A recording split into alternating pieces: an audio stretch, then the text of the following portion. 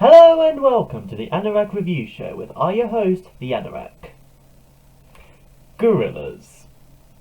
Seriously, what can I say about them that hasn't been said by anyone? They're considered not only the greatest virtual band of recent years, but probably one of the best bands of recent memory. And good for reason that. Not only does it demonstrate and show how the songwriting and musical talents of Damon Albarn of Blur fame, but also the artistic and talented and wonderful illustrations by Jamie Hewlett, who many of you would know for doing Tank Girl among other comics. And it's this simple collaboration that has become quite an influence ever since. And today we're going to celebrate that by celebrating the 20th anniversary of the debut album, simply called Gorillaz. We kick off the album with the very chill and dubby track Rehash, with like a hyphen between the two syllables. This song is pretty much a good start to the album.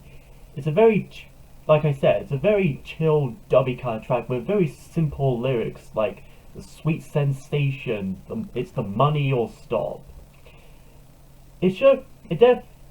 Damon, or rather 2D, shows off not only his songwriting but also his vocals, and the backing vocals and guitars by Noodle herself are just enhance the flavor of it.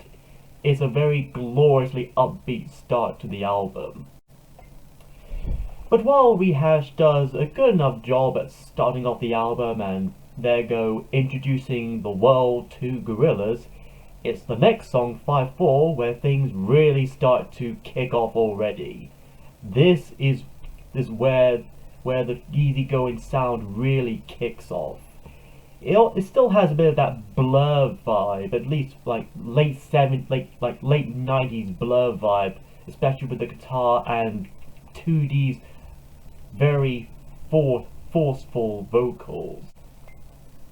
To me, 5-4 definitely shows how this band will be willing to make music through any means necessary, even if it does mean using questionable time signatures and a funny voice. It's also here where Noodle's guitars and vocals really definitely shine, especially in the chorus bits of "She Turned My Dad On," and that little hint of like the record scratching near the end. It's just a nice little touch that demonstrates a little bit of a hip-hop edge to it. That combined with the bass of Murdoch Nichols and the drums of Russell Hobbs, it just comes together into a head-banging song that explodes near the end, before calming down a bit where 2D says, "She made me kill myself, come on," and then restarting and closing out on a fantastic outro. It is definitely one of their catchier, best songs, and for quite a while, this song was meant to be a single after the success of Clint Eastwood, but the song never really got the chance. Though to be fair, with a storyboard music video like what we might see on YouTube, it's not hard to see why this song was ultimately not given the chance to be a single. And while we're on the subject of calming things down a bit, the next song, Tomorrow Comes the Day, definitely takes things into a somewhat different mood. This one falls into the more trip-hop genre. Its drum beats are very mellow, as well as the rest of its synth music, and the melodica is absolutely beautiful in this one. Same said with 2D's vocals. Definitely has that kind of fragile vibe to his tone, and still maintains that kind of vagueness in lyrical content. It feels almost ominous in a way. It gives you kind of like the imagery of walking down through this vast but still very dark city at night, lit by nothing but neon and lights and all that. it definitely gets that kind of feeling for me. It's something I would if I was walking down a city late at night. This is definitely a song that would definitely fit the mood, and I would definitely listen to. And apparently, this song was the first song from Gorillaz that people probably had to listen to, being released as an EP as far back as November 2000. And it definitely does feel like a good first impression of the band. And it also ends on this this chilling whistle that was actually done accidentally by the bassist himself, Murdoch Nichols. Which, I gotta give props to that demon. Give props to the Pickleman himself. That eerie tone and atmosphere continues with the next track, New Genius Brother, which is the genius in the title spelt with the O-U-S, or is it just U-S, as in how the word genius is generally spelled? I don't know, I guess it's up for debate. New Genius Brother continues the tone and atmosphere that Tomorrow Comes Today has. The slow, quiet, yet very uneasy, ominous vibe. This also demonstrates how Russell Hobbs is as a mixer, programmer, and all-around songwriter. This definitely shows a bit of their kind of trip-hop edge, just like Tomorrow Comes Today.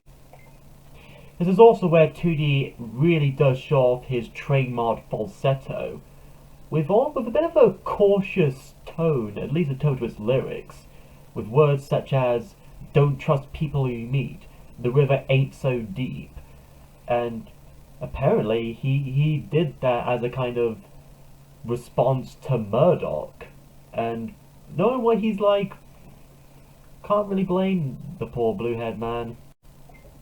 The next song, I think we all agree, needs no introduction. Clint Eastwood. This is definitely, without a doubt, one of, if not the most iconic song besides Feel Good Inc. from Demon Days. And there's good reason for that. This song is just plain simple and to the point. It's the same percussion beat, the same consistent bass line, and pretty much the same vocal chorus lines from 2D across the song. But it's in that simplicity is where this song and Gorillaz as a whole shine through. And the 2D's melodica line especially is definitely gives it that almost Western flavor. Not necessarily Western, but kind of a twisted version of West, like rural country Western vibes that apparently must have gave way to the title of the song. It definitely has that kind of Dollars trilogy vibe to it, like Fistful of Dollars, For a Few Dollars More, and Good, Bad, and the Ugly. And naming it after the main actor himself, it seems definitely fitting. It's still also combined with that dubby reggae feeling with the bass and the drums.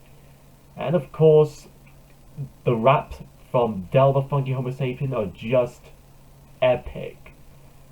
And I also like the original raps from Phil Lye's Cypher as well. I think they're both great.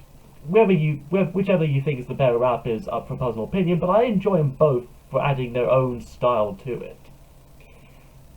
And yes, an iconic song as this deserves an equally iconic music video, and it does fantastic of introducing us to the world and characters of Gorillaz. After all, this was their first big hit, so it has to make a first impression, and it damn well achieves that. Just plain epicness. Next is Man Research Clapper, a very spacey, very psychedelic track, more so than New Genius Brother, with a bit of Clint Eastwood in there too. There's even a bit of reference in there with the words "I got sunshine," which is actually pretty clever. I like the kind of little self-reference, like little continuity for lack of a better word. The music itself does give off the feeling that you you just you woke up somehow and you're trying to drag yourself out of bed, trying to clean yourself up, trying to get your energy back up. It definitely has that kind of groggy, slightly groggy, almost drowsy feeling to it. After that, we have possibly the shortest song of the album, and maybe the shortest song Gorillaz have ever done, simply called Punk. And it's a very fitting title, in fact. The song definitely has that kind of punk rock vibe to it. It reminds me a bit of Song 2 by Blur, which of course may or may not be intentional, because this is Damon we're kind of talking about here. But it is definitely a short, quick burst of energy that will probably get you banging your head if you started hearing it. Rumor has it this song was apparently an hour long, but they just had to make it short and snappy, they just cut it down to this kind of like less than 2 minutes. Like a minute and 39 seconds, if even that. We then follow it up with probably one of the more underrated songs, though one could argue a lot of their songs are underrated, but this one's definitely a personal favourite of mine. Sound Check Gravity. This is another one of the more trip-hop tracks of theirs, much like Tomorrow Comes Today and Man Research Clapper and New Genius Brother. This one is my favourite because it also adds more of the emotional side to it as well. It begins with Noodle playing the acoustic guitar and Noodle singing, all under the chanting of crickets, as if in the middle of the night, and probably because it was recorded in the middle of the night apparently. 2D sings in this kind of the classic trademark falsetto. It is definitely at its peak here. Singing simply about gravity, never letting him down gently, never let him go, never let him free from all this. That motion eventually delves into a classic trip hop vibe with scratching vinyls, and the plucky, funky bass, and that reoccurring line of "I don't pull me down on me, I don't pull me down on you," is just so, it's deep, but it's also simple, and that's what I like about songs like this. There's a lot to interpret from such simple, vague lyrics that you could think of any conclusion out of it. And the music, blimey, it really has that. It's really beautiful, and I'm a fan of trip hop tracks, as you might imagine. I love Massive Attack. I don't know what, I just love trip hop music in general, really. The music also gives a kind of nightly feel to it, like Tomorrow Comes Today. The feeling of, while Man Research Clapper has the feeling of trying to get out of bed in the morning, Sound Check Gravity kind of gives you the feeling of you're trying to get to bed late at night, but you're kind of suffering from some kind of insomnia.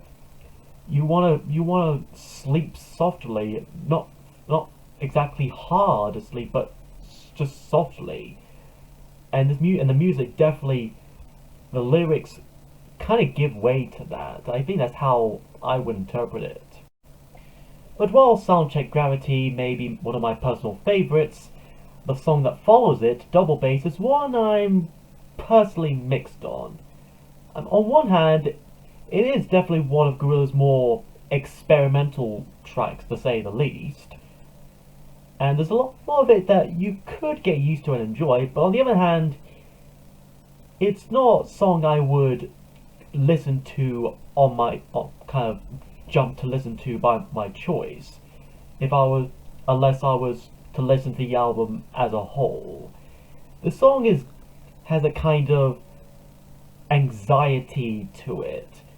It's kind of hard to describe. It's the kind of song that kind of provokes the feeling of being nervous. And for a song that I assume was written by, conveyed by Murdoch, I can imagine so. It definitely gives off the image of Murdoch and the fellow bassist Ace of the Gangrene Gang playing their bass guitars in a kind of bass off in that way. The the bass is very chunky in this, and that the little organ bit does kind of give a bit of that 60s 70s organ bit of it, like a grittier version of the Green Onion song, and those sonar sounding synth bits scattered across just kind of definitely makes me uneasy at least. And of course those twangy hitting ruling on the desk sound, that's definitely the temple of this track. And while it's mainly instrumental, there is one bit of it that I presume 2D pretty much says, all of which makes me anxious, at times unbearably so. That pretty much that and he says it in a kind of monotone fashion, which may or may not kind of unlike him, but that phrase and how he says it, that kind of sums up the song in a nutshell. It just feels uneasy. It's not exactly something I would want to hear or listen to at night on my own before I go to bed. It definitely sounds like something that Adult Swim would play in their classic bumpers. Double Bass is also probably pretty much the second longest track of the album behind Clint Eastwood, which is something worth a note considering its instrumental nature. But after that, we eventually lighten up the mood a bit, again, with Rock the House. And speaking of Clint Eastwood, this too does have the raps of Del the Funky Homo Sapien, who is pretty much one of my favourite rappers out there. I mean, anything he's in, I'm instantly hooked. His voice alone is just recognizable, and you know he'll bring out some sick beats or sick lyrics in a way. This one is also much more one of the more light-hearted tracks of this album alone.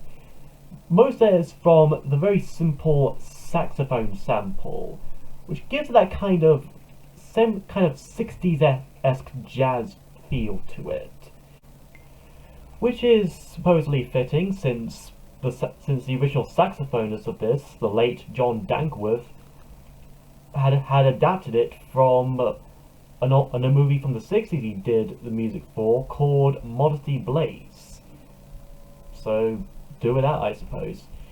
The song also has a bit of flutes or pipe instruments in it, which I think do a good job in adding an extra flavour to this otherwise simple track. And yet for some reason, the Gorillaz members themselves, or at least 2D and Murdoch, expressed disdain in it. What the hell? Then there's the next track, which was the second single of the album, 192000. Probably one of the definitely one of the more light-hearted and family-friendly kind of songs. 192000 is definitely a very upbeat, bouncy song. The lyrics and vocals from 2D are simple and chill as hell, and Noodle providing those backing vocals and the nonsensical but still very recognizable chorus is just she's just adorably sweet. She has been adorably sweet over the years, and she always has been. She's pretty much my favorite member of the band. I'll go out and say it. I love Noodle. She's my lady. she's cool, lady. She's cool, man. She's just cool. But for 192000, this also this is another one where the simplicity really shines through. I know a lot of people are more familiar with the Soul Child remix and will instantly think of that more. And I don't blame you. That remix is just as good too, but it's also important to give recognition to the original as well, and the original is just as much catchy. It definitely gives you the feeling of driving down a calm, chill road, out in a summer day or summer afternoon, and I like that. I like that kind of chill yet still active mood. I love that. After that, we have Latin Simone, the Spanish version. Yes, there are actually two versions of this song in different languages. The Spanish version, of course, made it to the self-titled album, and an English version made it to the G-Sides album. At first glance, one may think they just translate to the same thing, but actually, when you actually take the effort to translate the Spanish lyrics, not only are they different from the English version, there's something a bit of a bit of a theme or context here. The English version in question is of course sung by 2D, while the Spanish version is sung by the late great Ibrahim Ferrer. I'm hoping I'm pronouncing it the best I can. I apologize to anyone there for butchering that. But regardless, 2D in the English version sings about how he feels distraught, asking what's the matter with him, while the Spanish version works on the other end of the spectrum, telling 2D, Ibrahim tells 2D to lighten up, to cheer up. While 2D says, what's the matter with me, Ibrahim says, what's the matter with you? While 2D is very pessimistic, very tragic, the Spanish vocals are more hopeful, more optimistic, more boosting of confidence. But beyond that, the music is not only unique Gorillaz, it's just plain beautiful. The brass have that kind of have a bit of a James Bond feel to it, especially with the trumpets. It definitely has that late night at a bar vibe kind of mood to it, and that's just brilliance to me, at least. I still think this song, whichever version you look at and however you look at it, you're bound to find something relatable. 2D goes on to ask himself, what's the point of his existence? What's the point to everything? While Ibrahim, or whichever, or any other kind of pronunciation, he goes on to tell 2D that he still has a beautiful life, to not hide his soul away from the sun. And its profoundness at its simplest. Plain, beautiful brilliance. Next is Starshine. Much more, continuing on their psychedelic tracks, this one has a more echoey sound to it. Both 2D's vocals and the guitars are the very plucky guitars of Noodle and Murdoch. It has very few lyrics, very vague lyrics. They kind of have a kind of almost paranoid vibe to them, with they ain't gonna find me, they're never gonna find me, as if 2D is having a slow mental breakdown, bit like with double bass. It also it's almost as if he's in some kind of bad dream and is trying to get out of it, like a nightmare.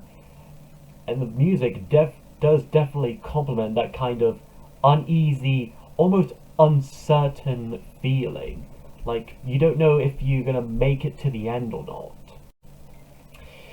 We then emerge and break free from this dream with the penultimate track, Slow Country, built around a sampled loop of Ghost Town by the Specials, which goes on and on over the course of this particular song. Slow Country definitely feels like a resolution to most, if not all, of the album, both lyrically and musically. Especially with that recurring rephrase of "can't stand your loneliness, I can't stand your loneliness." Almost as if 2D is kind of speaking to himself, as if he's learning, he's figured out what's wrong with him. There's something what's wrong with him, and he's how he's taken in the words from Ibrahim from the Latin Simone, and has conquered this demon in Starshine, and has finally felt resolved in Slow Country. And how it ends with that kind of scatting that 2D does by the end, it's bittersweet. It's plain beautiful, and I agree with many people that it deserves a lot more love because it gives love, and it needs that love in return. It just needs it. The album then, of course, ends with probably another favourite of mine, simply called M1A1. While Slow Country does feel like, I've said Slow Country feels like a resolution and proper ending, M1A1 feels more like an epilogue, a taster of more things to come in the coming years. It starts off with a slow atmosphere, an actual clear as day sample of the opening of Day of the Dead, what with the quote calling out, "Hello, is anyone there?" And given that film is about zombies, and a lot of the motif of Gorillaz center around zombies, I guess it's kind of appropriate. And of course that sample eventually gets accompanied by some kind of guitar riff from Noodle, going along with the 80s synth music that's already there, kind of adding on to it and building up until it explodes into a downright epic punk piece, much like punk times 11, if you will. And 2D just belts his might out there, 1,000 miles an hour. Gorillaz got the bass drum and the recurring of yeah yeah. It's just a bombastic climax to the album. It definitely gives you the image of like the Gorillaz members on the Jeep or Geep car, driving along like a highway, motorway, or carriageway, blasting all sorts of zombies. It just gives off that kind of image, like something out of Shaun of the Dead or something. Is a epic closer to the album, and I couldn't think of any other way to end it out on. And overall, the Gorillaz album is without doubt one of my favorite albums from one of my favorite bands. It definitely shows what Damon can do when given the right amount of creative freedom, both musically and technically. And it's like I said, it's a taster of things to come, and it eventually proves that this Gorillaz band never has been, and will never will be just a mere gimmick. And even though Damon intended it as just a side project of his, it would eventually become something big. I don't think either he or the great artist Jimmy Hewlett ever knew that at first glance. And I think in the end, this is a great album, and if you could find this copy like on vinyl, CD, digital streaming or whatever, I highly recommend listening to the whole of it. I just can't recommend it enough. It's just brilliance at finest. Next time we begin April by looking at a Led Zeppelin album, and one of the more later, slightly more obscure ones of that.